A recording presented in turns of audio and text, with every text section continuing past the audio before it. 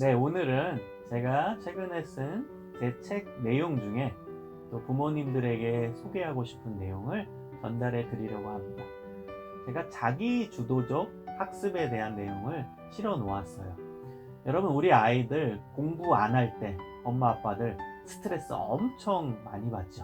저도 제 자녀가 공부 전혀 하지 않는다면 스트레스 정말 받을 것입니다. 그리고 아이들과 갈등하는 그 경우들을 보면은 많은 숫자가 자녀들이 공부하지 않을 때, 엄마 아빠의 기대대로 자녀들이 학습하지 않을 때, 그때 엄마 아빠와 자녀와 갈등하는 경우들이 상당히 많습니다. 여러분, 공부하기 싫어하는 아이들한테 공부가 될까요? 엄마 아빠의 강압에 못 이겨서 책상에 앉아서 공부한다고 했을 때 그 공부가 제대로 될까요? 그 아이들 더 스트레스 받습니다. 그리고 이제 책을 폈어요. 그 공부가 제대로 되겠냐고. 흥미를 잃었는데. 그래서 여러분, 우리 자녀들이 공부 잘하려면 어떠한 전제 조건이 있어야 되냐면 공부에 흥미를 느껴야 돼요. 근데 흥미는 강압적으로 하면 절대 안 나옵니다. 그건 당연한 거예요. 여러분, 대학교에서 저는 가르치는 사람인데요. 대학 수업 중에서도 필수 수업이 있고 선택 수업이 있습니다. 필수 수업과 선택 수업에 대학생들이 참여하는 태도는 완전 달라요. 필수는 의무지요. 무조건 참여해야 되는 수업이에요. 그렇기 때문에 자기가 원하든 원치 않든 들어오게 됩니다. 그럼 그 아이들의 공부 태도와 선택했을 때의 공부 태도는 완전 달라요. 선택 과목은 자기들이 공부하고 싶어서 그 과목을 선택해서 들어온 것이거든요. 태도가 완전 다릅니다. 눈빛도 달라요. 마찬가지입니다. 여러분, 우리 자녀들이 만약에 여러 가지 학문을 국어, 영어, 수학, 과학 뭐 여러 가지 다 펼쳐놓고 네가 진짜 원하는 공부 하나만 해라. 그럼 아이들이 그거 선택했다면 열심히 할 겁니다. 왜? 자기가 자발적으로 선택했고 그래서 내가 흥미를 갖고 있기 때문입니다. 여러분, 공부 열심히 하기 위한 전제 조건은 흥미가 있어야 된다. 흥미롭게 공부하기 위해서는 어떻게 해야 된다고요? 자기가 선택을 해야 돼요. 여러분, 이것을 좀 이제 어려운 표현으로 자기 주도적 학습이라고 표현합니다. 자기가 주도하는 거예요. 자녀가 주도적으로 학습하는 겁니다. 엄마 아빠의 강압에 못 이겨서 학습하는 게 아니고요.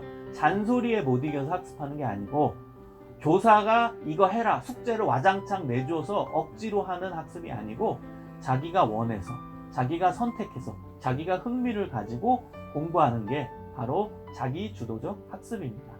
제가 이 책에서 자기 주도적 학습 10가지 계명, 10계명을 기록해 놨거든요. 여러분, 제가 한 계명씩 간단히 읽고 간단히 설명을 드릴게요. 여러분, 공부 싫어하는 아이들, 특히 잔소리 받고 공부하는 아이들 특징은 공부는 일이다, 공부는 싫은 것이다, 이 등식이 형성되어 있어요. 그걸 깨셔야 됩니다. 공부는 일이 아닙니다. 공부는 쉼입니다. 공부는 놀이입니다. 여러분, 아이들한테 이 이미지를 심어줘야 되는 거예요. 그러니까 애들이 좋아하는 일을 할 때 야 공부해 하면은 이제 애는 공부가 일이라고 느끼는 것이죠. 그런데 여러분이 친절하게 그 다음 차근차근 설명해 주면서 야 공부는 일이 아니라 쉼이 될 수도 있어. 아빠도 공부할게. 아빠도 책 읽을게. 네 공부할 때 엄마도 옆에서 책 읽을게. 그럼 엄마가 재미있게 책을 읽는 거예요. 그럼 애가 옆에서 그걸 보면서 아, 공부는 일이 아닐 수도 있구나. 아, 공부는 쉼이 될 수도 있구나. 책 읽는 것은 행복한 작업일 수 있구나. 그 인지가 바뀝니다. 그래서 인지를 바꾸기 위해서는 엄마 아빠의 역할이 절대적입니다. 엄마 아빠 옆에서 같이 책 읽고 공부하세요. 부모가 옆에서 같이 아이들과 공부하는 습관을 들이십시오. 강제적으로 공부시키면 당연히 싫어하죠. 공부하라고 자꾸만 강압적으로 강제적으로 잔소리하면 안 됩니다. 그럼 자기주도적 학습이 되어지지 않습니다. 모델링입니다. 부모가 자녀의 모델이 되는 것입니다. 그래서 옆에서 계속 같이 함께 하는 겁니다. 모델링은 옆에 같이 있어주는 거예요. 그리고 같이 하는 겁니다. 어떻게? 즐겁게. 그럼 옆에서 엄마 아빠도 같이 공부하고 영어 공부하는 거예요. 그리고 재미있게 해보는 거예요. 그러면 엄마 아빠의 모습을 보면서 아, 공부는 일이 아닐 수 있구나. 우리 아빠 직장에서 퇴근하고 와서 영어 책 읽네? 영어 공부하네? 아, 공부가 쉼이 될 수 있고 취미가 될 수가 있구나. 그 인지를 심어주는 역할은 부모가 하는 것입니다. 여러분 옆에서 이제 엄마 아빠가 공부한답시고 같이 있는데 엄마 아빠가 도리어 인상 쓰고 막 한숨 쉬고 그게 모델링이 되겠어요? 부정적 모델링은 그건 효과가 없어요. 여러분은 긍정적 모델링이 돼주셔야 돼요. 애가 영어 공부할 때 아빠가 영어 공부한다면 밝게, 재미있게, 흥미있게, 집중해서. 그럼 그것이 긍정적 모델링이 되는 것입니다. 여러분 학습 계획을 세울 때 엄마 아빠가 다 계획표를 다 짜주고 아이들한테 너 이거 해, 오늘 분량은 여기까지야. 이것은 자기주도적 학습에 방해가 됩니다. 여러분 공부 계획은 아이가 스스로 세우는 것입니다. 그래서 믿어주세요. 아이들 처음에 아이들한테 야 공부 계획 네가 세워봐. 그러면 엄마 아빠 기대에 못 미치게 세울 겁니다. 엄마 아빠는 예를 들어 오늘 수학 문제집 5장을 하길 원하는데 아이는 분명히 1장을 공부 계획표에 쓸 겁니다. 그러면 처음에는 기다려주는 겁니다. 1장으로부터 시작하는 거예요. 그러면서 그 분량을 늘릴 수 있도록 옆에서 뭐하라? 격려해줘라. 격려해주는 거야. 너 일주일 동안에 계속 수학 문제를 1장씩 풀었는데 이제 좀 늘려도 되지 않을까? 1장은 너가 우습게 하거든? 그럼 좀 더 늘렸으면 좋겠어. 계획은 조금 어려운 목표를 세우고 하는 게 계획이야.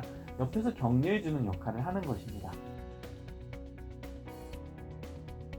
부모는 점검해주는 역할이에요. 평가가 아닙니다. 너 잘했어, 너 못했어, 너 이거 왜 이렇게 했어. 그 평가하면 애들의 공부 동기가 확 식게 되거든요.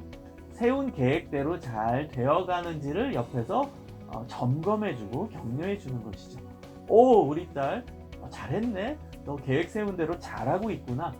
너 여기 조금 잘 지금 계획대로 안 되는 것 같아. 조금 더 부지런하게 하면 좋을 것 같아. 그렇게 점검해주는 역할을 해주시면 좋을 것 같아요.